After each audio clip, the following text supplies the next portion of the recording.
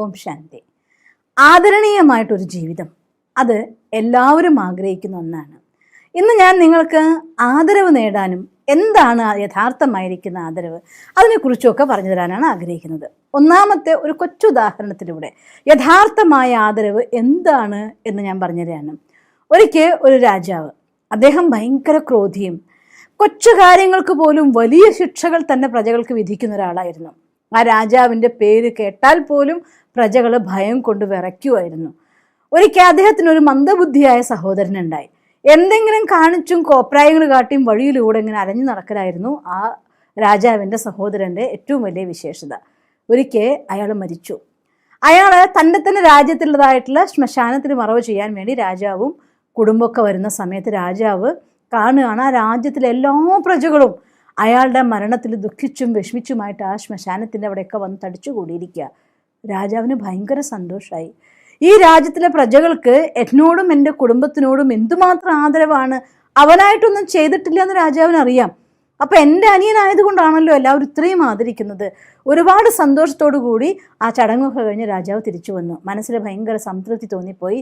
എൻ്റെ അനിയൻ മരിച്ച സമയത്ത് പ്രജകൾക്കൊക്കെ ഇത്രയും ആദരവ്, എന്നോടൊപ്പം എത്ര ആദരവായിരിക്കും അവർക്കെന്ന് അദ്ദേഹം വിചാരിക്കുകയാണ്. കുറച്ച് നാൾ കഴിഞ്ഞു, എന്തോ രോഗം പിടികൂടി രാജാവ് മരിച്ചു. രാജാവിൻ്റെ ക്രിമേഷന് വേണ്ടി, ശവസംസ്കാര ചടങ്ങുകൾക്ക് വേണ്ടി അവിടുന്ന് ഒരു പ്രജ പോലും എത്തി പോലും നോക്കിയില്ല. എന്താ കാരണം എന്നറിയോ നിങ്ങൾക്ക്? രാജാവ് ജീവിച്ചിരിക്കെ അനിയൻ്റെ ശവസംസ്കാര ചടങ്ങിൽ പങ്കെടുത്തില്ലെങ്കിൽ രാജാവിൻ്റെ ശിക്ഷയെ ഭയന്നുകൊണ്ട് എല്ലാ ജനങ്ങളും വന്ന് തടിച്ചുകൂടി പങ്കെടുത്തു. രാജാവ് മരിച്ചു കഴിഞ്ഞാൽ പിന്നെ ശിക്ഷിക്കാൻ ആരുമില്ലല്ലോ. അതുകൊണ്ട് തന്നെ ആരും ആ ഭാഗത്തേക്ക് തിരിഞ്ഞു പോലും നോക്കിയില്ല. നമ്മൾ ആദരവ് ഒരിക്കലും ഭയം കൊണ്ട് നേടിയെടുക്കരുത്. നിങ്ങൾക്കുള്ള പദവിയുടെ ആധാരത്തിൽ, നിങ്ങൾക്കുള്ളതായിരിക്കുന്ന അധികാരത്തിൻ്റെ ആധാരത്തിൽ, നിങ്ങൾക്കുള്ള ശക്തിയുടെ ആധാരത്തിൽ നിങ്ങളെ കാണുമ്പോൾ പേടി കൊണ്ട് ഒരാൾ ആദരവ് പ്രകടിപ്പിക്കുന്നുവെങ്കിൽ അത് യഥാർത്ഥമായ ആദരവേ അല്ല. ആ ആദരവ് മുന്നിൽ നിന്ന് ആദരിക്കുകയും പിന്നിൽ നിന്ന് അവഗണിക്കുകയും ചെയ്യുന്നതാണ്. അതുകൊണ്ട് യഥാർത്ഥമായ ആദരവ് മറ്റുള്ളവരുടെ മനസ്സിൽ സ്ഥാനം പിടിക്കുമ്പോഴാണ് ഉണ്ടാകുന്നത്. ഇതും ഒരു കൊച്ചു കഥ ഞാൻ നിങ്ങൾക്ക് പറയാൻ ആഗ്രഹിക്കുകയാണ്. ഒരിക്കൽ ഒരു ഹസ്ബൻഡ് വൈഫിന് മക്കളെ ഇല്ലായിരുന്നു. ഒരുപാട് കാലം പ്രാർത്ഥിച്ചു, പ്രാർത്ഥന ചെയ്തു, പൂജ ചെയ്ത് അവസാനം ഒരു ദിവസം അവരുടെ ജീവിതത്തിൽ സന്തോഷം വന്നു. അവരുടെ ജീവിതത്തിലും ഒരു പുഷ്പം വരാൻ പോകുന്ന സന്തോഷ വാർത്തയായി. ആ ഒരു 9 മാസ കാലഘട്ടം സ്വർഗം തന്നെ ആ ജീവിതത്തിൽ അവതരിച്ചിട്ടുണ്ടായിരുന്നു. അങ്ങനെ ഒരു 9 മാസം കഴിഞ്ഞു. പക്ഷെ കുട്ടി ജനിച്ചപ്പോൾ അവരറിഞ്ഞു ആ കുട്ടിക്ക് ഒരു കാലില്ലാത്ത കുഞ്ഞാണ് ജനിച്ചിരിക്കുന്നത്. അതോടെ അച്ഛൻ്റെ മുഖം വാടി, അമ്മയുടെ മുഖം വാടി. അച്ഛന് സങ്കടം സഹിക്കാനായില്ല. ഇത്ര കാലം ഞാൻ പ്രാർത്ഥിച്ച എൻ്റെ ഏത് കർമ്മത്തിൻ്റെ പാപത്തിൻ്റെ ഫലമാണാവോ ഇങ്ങനെ ഒരു കൊച്ചു വന്ന് ജനിച്ചത് എന്ന് അച്ഛൻ പറയുകയാണ്. എന്നിട്ട് അച്ഛൻ തീരുമാനിച്ചു, ഈ കുഞ്ഞിനെ ഞാൻ ആർക്കെങ്കിലും വളർത്താൻ വേണ്ടി ദാനം കൊടുക്കുമെന്ന്. അമ്മയ്ക്കിത് കേട്ടപ്പോൾ നെഞ്ചു പൊട്ടുന്ന പോലെ വേദന വന്നു. പക്ഷേ അച്ഛനോട് എതിർത്തൊന്നും പറയാൻ അമ്മയ്ക്ക് സാധ്യമല്ലായിരുന്നു. അമ്മ കരഞ്ഞ് കരഞ്ഞ് കരഞ്ഞ് സമ്മതം കൊടുക്കാനും തയ്യാറായില്ല, വേണ്ടാന്ന് പറയാനുള്ള ധൈര്യമില്ല, എനിക്കെൻ്റെ കുഞ്ഞിനെ വേണമെന്ന് പറയാനുള്ള ധൈര്യമില്ല. അങ്ങനെ കണ്ണീരൊഴുക്കിക്കൊണ്ട് നിൽക്കുകയാണ്. അവിടെ നിന്ന് ദേഷ്യം പിടിച്ച ആ ഹസ്ബൻഡ് ആ മുറിയിൽ നിന്ന് ഇറങ്ങിപ്പോയി. അയാളുടെ മനസ്സിലും സ്വന്തം കുഞ്ഞ് എന്ന സ്നേഹം ഉണ്ടായിരുന്നു. പക്ഷേ എൻ്റെ ജീവിതത്തിൽ ഇതൊരു ശാപമായി തീരുന്ന ഒരു ഭയം അയാൾക്ക് തോന്നി. അങ്ങനെ നടന്നുപോയി ആ ഹോസ്പിറ്റലിൽ തന്നെ അവിടെ ആളുകൾക്ക് ഇരിക്കാനുള്ള സ്ഥലത്ത് അയാൾ പോയിട്ട് ഇങ്ങനെ വിഷണ്ണനായിട്ടിരിക്കുകയാണ്. അപ്പോൾ നോക്കുമ്പോൾ അവിടെ കുറച്ച് ബുക്സ് വായിക്കാൻ വേണ്ടി വെച്ച കൂട്ടത്തിൽ ഗീത വെച്ച് കണ്ടു. അയാൾ കേട്ടിട്ടുണ്ട്, ഗീത പലപ്പോഴും നിങ്ങൾക്ക് ജീവിതത്തിലുള്ളതായിട്ടുള്ള ഗൈഡൻസ് ആയിരിക്കുമെന്ന്. വെറുതെ ഗീത കയ്യിലെടുത്തു ഇങ്ങനെ മറച്ചുകൊണ്ടേയിരുന്നു. അങ്ങനെ അവർ കാണുകയാണ്, ഒരു ശ്ലോകത്തിൽ എഴുതി വെച്ചിരിക്കുന്നു, എല്ലാവരിലും എന്നെ കാണുന്നവൻ, എന്നിൽ എല്ലാവരെയും കാണുന്നവൻ ഒരിക്കലും എന്നിൽ നിന്ന് ദൂരെയായിരിക്കില്ല എന്ന് ഗീതയിൽ എഴുതി വച്ചിരിക്കുന്നു. വീണ്ടും വീണ്ടും വായിച്ചു അയാൾ, എല്ലാവരിലും എന്നെ കാണുന്നവൻ, എന്നിൽ എല്ലാവരെയും കാണുന്നവൻ ഒരിക്കലും എന്നിൽ നിന്ന് ദൂരെയാവില്ല. ഓരോ പ്രാവശ്യം വായിക്കുമ്പോഴും അവൻ്റെ തൊണ്ട ഇടറാൻ തുടങ്ങി, കൈകൾ വിറയ്ക്കാൻ തുടങ്ങി. ഞാൻ എന്ത് പാപകർമ്മം ചെയ്യാനാണ് പോയത്, ഭഗവാനെ എന്നോട് ക്ഷമിക്കണമെന്ന് പറഞ്ഞുകൊണ്ട് ഗീത തിരിച്ചു വെച്ചു. നേരെ മുറിയിൽ ചെന്നിട്ട് കരഞ്ഞുകൊണ്ട് ഭാര്യയോട് പറയുകയാണ്, എനിക്കൊരു കാര്യം ഇപ്പോഴാണ് ബോധ്യമായത്, ഈ കുട്ടിക്ക് നമ്മുടെ ജീവിതത്തിൽ എന്തുമാത്രം പ്രാധാന്യമുണ്ട് എന്നും ഇവന് നമ്മൾ എത്രമാത്രം പ്രാധാന്യമുള്ളതാണെന്നും ഈശ്വരൻ ശരിക്കും മനസ്സിലാക്കിയിട്ടുണ്ട്. അതുകൊണ്ട് എൻ്റെ കുഞ്ഞിനെ ഞാൻ ആർക്കും വിട്ടുകൊടുക്കില്ല എന്ന് പറയുകയാണ്. അപ്പോൾ ആ അമ്മ പറഞ്ഞു പോകും, ഇപ്പോഴാണ് നിങ്ങൾ എൻ്റെ കണ്ണുമുന്നിൽ, എൻ്റെ മുന്നിൽ നിങ്ങൾക്ക് പറഞ്ഞറിയിക്കാനാവാത്ത ആദരവുള്ള മനുഷ്യനായിട്ട് മാറുന്നത് എന്ന്. ഒരു മനുഷ്യൻ്റെ കർമ്മം കൊണ്ട് ഹൃദയത്തിൽ സ്ഥാനം പിടിക്കുമ്പോഴാണ് യഥാർത്ഥമായ ആദരവായിട്ട് മാറുന്നത്. ഭയപ്പെടുത്തിക്കൊണ്ട് നേടുന്ന ആദരവ് മുന്നിൽ നിന്ന് നിങ്ങളെ ആദരിക്കും, പിന്നിൽ നിന്ന് നിങ്ങളെ അവഗണിക്കും. അതുകൊണ്ട് ആദരവ് നേടുന്ന രീതിയിലുള്ള കർമ്മങ്ങൾ ചെയ്തുകൊണ്ട് നമ്മൾ മുന്നോട്ട് പോകണം. ജീവിതത്തിൽ മറ്റൊരാൾ നമുക്ക് ആദരവ് തരുമല്ല വേണ്ടേ, നമ്മൾ സ്വയം നമുക്കുള്ളതായിട്ടുള്ള ആദരവ് ഉണ്ടാക്കുക വേണ്ടേ. ഒരു കൊച്ചു ഉദാഹരണം കൂടെ പറഞ്ഞു തരാൻ ആഗ്രഹിക്കുക. ഒരു വൃദ്ധ കുടുംബം, ഒരു വയസ്സനായിട്ടുള്ള അച്ഛനും അമ്മയും ഒരു കുഞ്ഞു 8-10 വയസ്സുള്ള ഒരു മോനും കൂടിക്കൊണ്ട് ഭിക്ഷാടനം എടുത്ത് മുന്നോട്ട് പോയിക്കൊണ്ടിരിക്കുകയാണ്. ആ സമയത്ത് ഒരു പരമസിദ്ധനായിരിക്കുന്ന ഗുരുവും ശിഷ്യനും കൂടി അവരും ദേശാടനം നടത്തിക്കൊണ്ടുവരികയാണ്. അവരെ വഴിയോരത്ത് വെച്ച് ഈ വൃദ്ധ കുടുംബത്തെ കണ്ടു. അപ്പം ആ ശിഷ്യൻ ഗുരുവിനോട് പറയുകയാണ്, നോക്കൂ ഗുരു, ആ വൃദ്ധ ദമ്പതികൾക്കുണ്ടായ കുഞ്ഞും അവരും ഒരിക്കലും അവൻ്റെ ജീവിതത്തിൽ ആദരവ് എന്തെന്ന് അവൻ അറിയുകൂടിയില്ല. അവർക്കൊരു സന്തോഷവും ആദരവുള്ള ജീവിതം അങ്ങേക്ക് കൊടുത്തുകൂടെ എന്ന് ചോദിക്കും. അപ്പോൾ പറയും, ഓരോ മനുഷ്യന്മാരും സ്വന്തം കർമ്മം കൊണ്ടാണ് ആദരവ് ഉണ്ടാക്കേണ്ടതും ഇല്ലാതാക്കേണ്ടതും, എന്നെ കൊണ്ട് പറ്റുന്ന കാര്യമല്ല എന്ന് പറയും. അപ്പോൾ ശിഷ്യൻ പറയും, എനിക്കറിയാം അങ്ങ് സിദ്ധികളുള്ളവനാണ്, ഒന്ന് ദയാലു കൂടി ആകുകയാണെങ്കിൽ തീർച്ചയായിട്ടും ആ കുടുംബത്തിന് സന്തോഷവും ആദരവും ഒക്കെ നൽകാൻ അങ്ങേക്ക് സാധിക്കുന്നതേ ഉള്ളൂ എന്ന് പറയും. അങ്ങനെ തൻ്റെ ശിഷ്യൻ്റെ വാക്കിനെ മാറ്റാൻ അദ്ദേഹത്തിന് സാധിച്ചില്ല. അദ്ദേഹം ശരിയെന്ന് പറഞ്ഞുകൊണ്ട് വരികയാണ്. അങ്ങനെ വന്ന് ഈ കുടുംബത്തിൻ്റെ അടുത്ത് മുന്നേ ഫേസ് ടു ഫേസ് വന്നു. അവരുടെ അടുത്ത് വന്ന് ഗുരുവും ശിഷ്യനും ഈ വൃദ്ധ ദമ്പതികളെയും കുട്ടീനെയും അവർ വിഷ് ചെയ്തു. അപ്പോൾ ആ സമയത്ത് ഇവർ രണ്ടുപേരും തിരിച്ചു വേഗം തൊഴുതു കഴിഞ്ഞ അടുത്ത മാത്രയിൽ അവരുടെ പത്നി ഇവരോട് ഭിക്ഷ യാചിച്ചു. ഭിക്ഷ യാചിച്ചപ്പോൾ ഈ ശിഷ്യൻ പറയുകയാണ്, നിങ്ങളുടെ മുന്നിൽ നിൽക്കുന്ന വ്യക്തി ആരാണെന്ന് നിങ്ങൾക്ക് അറിയില്ലല്ലോ, എന്തും എന്ന് വെച്ചാൽ എന്തും ജീവിതത്തിൽ തരാൻ കഴിവുള്ളതായിരിക്കുന്ന സിദ്ധിയുള്ള ഗുരുവാണ് മുന്നിൽ നിൽക്കുന്നത്, നിങ്ങൾക്ക് എന്ത് വേണമെങ്കിലും അദ്ദേഹത്തിനോട് ചോദിക്കാമെന്ന് പറയും. അപ്പോൾ ഗുരു പറയും, നിങ്ങൾക്ക് 3 ആൾക്കും ഓരോ വരം എന്നോട് ചോദിക്കാനുള്ള ചാൻസ് ഞാൻ തരാം, നിങ്ങൾ ആ വരം നേടുകയാണെങ്കിൽ നിങ്ങളുടെ ജീവിതത്തിൽ എല്ലാം നിങ്ങൾക്ക് പ്രാപ്തമാക്കാൻ സാധിക്കുമെന്ന് പറയും.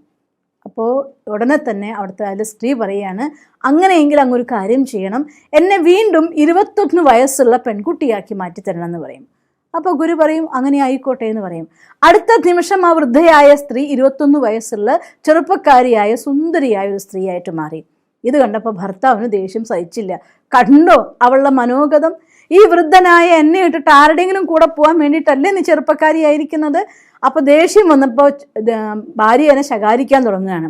അപ്പോൾ ഉടനെ ഗുരു പറയും, നീ എന്തിനാ ദേഷ്യപ്പെടുന്നത്, നിനക്കുള്ള വരം നീയും ചോദിക്കൂ എന്ന് പറയും. അപ്പോൾ അവൻ പറയും, ദേഷ്യത്തിൽ സ്വയം മറന്ന് പറയാണ്, അതെ ഈ അഹങ്കാരിയായിട്ടുള്ള പെണ്ണിനെ ഒരു പൂച്ചയാക്കി മാറ്റ്, അതാണ് എൻ്റെ ആവശ്യം എന്ന് പറയും. അപ്പോൾ ഗുരു പറയും, തഥാസ്തു. ഉടനെ ആ സ്ത്രീ ഒരു പൂച്ചയായിട്ട് മാറി. ഉടനെ കുട്ടി അലമുറയിട്ട് കരയാൻ തുടങ്ങും, എൻ്റെ അമ്മയും പോയി, എൻ്റെ അമ്മ പോയി എന്നൊരു കരയാൻ തുടങ്ങുകയാണ്. അപ്പോൾ ഗുരു പറയും, നിനക്കും വരം ചോദിക്കാലോ മോനെ, നീയും ചോദിച്ചോളാൻ പറയും. അപ്പോൾ എനിക്ക് എൻ്റെ അമ്മ എന്നെ തിരിച്ചു തരൂ എന്ന് പറയും. അപ്പോൾ ആ ഗുരു പറയും, പഴയ പോലെ ആവട്ടെ എന്ന് പറയും. അങ്ങനെ വീണ്ടും ആ സ്ത്രീ പഴയ വൃദ്ധ ദമ്പതികളിലെ വൃദ്ധയായ സ്ത്രീയായിട്ട് മാറും. അവർക്ക് 3 ആൾക്കും ജീവിതത്തിൽ മാറ്റിമറിക്കത്തക്ക രീതിയിൽ ഏത് വരവും നേടാനുള്ളതായിട്ടൊരു അവസരം മുന്നിൽ വന്നിട്ടും സ്വയം അവനവനോട് റെസ്പെക്റ്റ് ഇല്ലാത്തത് കൊണ്ടും തൻ്റെ മനസ്സിൻ്റെ മേലെ നിയന്ത്രണം ഇല്ലാത്തത് കൊണ്ടും അവരുടെ ജീവിതത്തിലെ എല്ലാ സുഖങ്ങളും അവിടെ അവസരങ്ങളും നഷ്ടമാവുകയാണ്.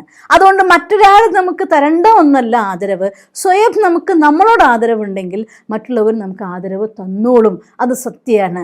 നിങ്ങൾക്ക് സെൽഫ് റെസ്പെക്റ്റ് ഇല്ല എങ്കിൽ, നിങ്ങൾക്ക് നിങ്ങളോട് ആദരവില്ല എങ്കിൽ മറ്റൊരാൾ ആദരവ് തരാൻ നോക്കിയാൽ പോലും നിങ്ങൾക്ക് നിങ്ങളെ മോശമാക്കിയതായിട്ട്, കുറ്റപ്പെടുത്തിയതായിട്ട്, എല്ലാവരുടെ മുന്നിൽ വെച്ച് നിങ്ങളെ കഴിവില്ലാത്തവനാക്കാൻ നോക്കിയതായിട്ട്, പല രീതിയിൽ അവരോട് വെറുപ്പ് തോന്നുകയുള്ളൂ.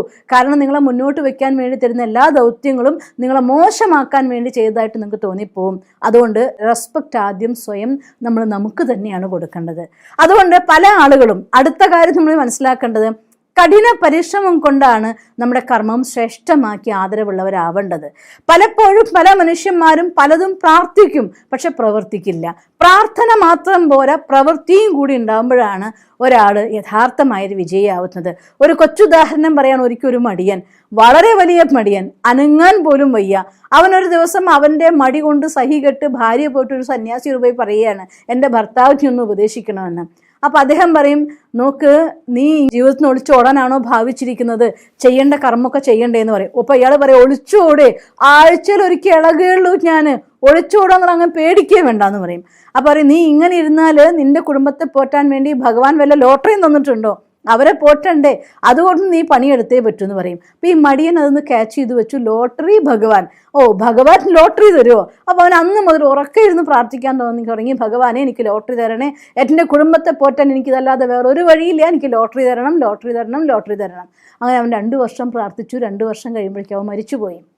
ഭഗവാന്റെ അടുത്ത് എത്തിയപ്പോൾ അവൻ ചോദിക്കുകയാണ്, ഭഗവാനെ എന്ത് പണിയാണ് അങ്ങ് ചെയ്തത്? ആ ഗുരു പറഞ്ഞത് അങ്ങയോട് ചോദിച്ചാൽ എന്തും കിട്ടും എന്നാണ്, എന്നിട്ട് എനിക്ക് അങ്ങ് ലോട്ടറി തരാൻ വേണ്ടി 2 വർഷം ഞാൻ പ്രാർത്ഥിച്ചിട്ടും ലോട്ടറി തന്നില്ലല്ലോ എന്ന്. അപ്പോൾ ഭഗവാൻ പറഞ്ഞു പോലും, അല്ല, ലോട്ടറി തരണമെന്ന് നീ ആദ്യം ദിവസം പ്രാർത്ഥിച്ചപ്പോഴേ ഞാൻ വിചാരിച്ചതാണ്, പക്ഷെ നീ ടിക്കറ്റ് എടുത്താലല്ലേ എനിക്ക് ലോട്ടറി തരാൻ പറ്റുള്ളൂ എന്ന്. മനുഷ്യന്മാർ തൻ്റെ കർമ്മം ചെയ്യേണ്ട കർമ്മം ചെയ്യാതെ പ്രാർത്ഥന മാത്രം കൊണ്ട് മുന്നോട്ട് പോയാൽ എവിടെ എത്തില്ല. പ്രാർത്ഥനയും പ്രവർത്തനവും രണ്ടും ബാലൻസ്ഡ് ആയിട്ട് കൊണ്ടുപോകുമ്പോൾ മാത്രമേ ഒരു മനുഷ്യന് ജീവിതത്തിൽ നേട്ടം ഉണ്ടാക്കാൻ സാധിക്കൂ. ഞാൻ ഈ പറഞ്ഞതിൻ്റെ അർത്ഥം ലോട്ടറി വാങ്ങിച്ച് പ്രാർത്ഥിച്ച ലോട്ടറി അടിക്കുന്നൊന്നും അല്ല കേട്ടോ, തെറ്റിദ്ധരിക്കേണ്ട.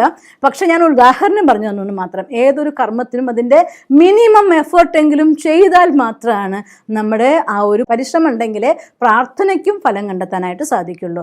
അതുകൊണ്ട് സ്വന്തം പരിശ്രമത്തിലൂടെ തന്നെയാണ് അവനവന് വേണ്ടതായിട്ടുള്ള ആദരവ് നേടാൻ നമ്മൾ ശ്രമിക്കേണ്ടത്. പിന്നെ വേറൊരു കാര്യം, പലപ്പോഴും ക്രോധം വരുന്ന സമയത്ത് നമ്മൾ പറയാം അരിശമൂത്ത ആചാരമില്ല എന്ന് മനോഹരമായ ഒരു ചൊല്ലുണ്ടാക്കി വെച്ചിരിക്കുകയാണ്. എന്തിനാണെന്ന് വെച്ചാൽ ദേഷ്യം വന്ന് എന്തും പറയാലോ. ദേഷ്യം വന്ന് എന്തും പറഞ്ഞു കഴിഞ്ഞ ശേഷം നിങ്ങൾ കുറേ സോറി പറഞ്ഞതുകൊണ്ട് ഒരിക്കലും അതിന് സൊല്യൂഷൻ ആവുന്നില്ല.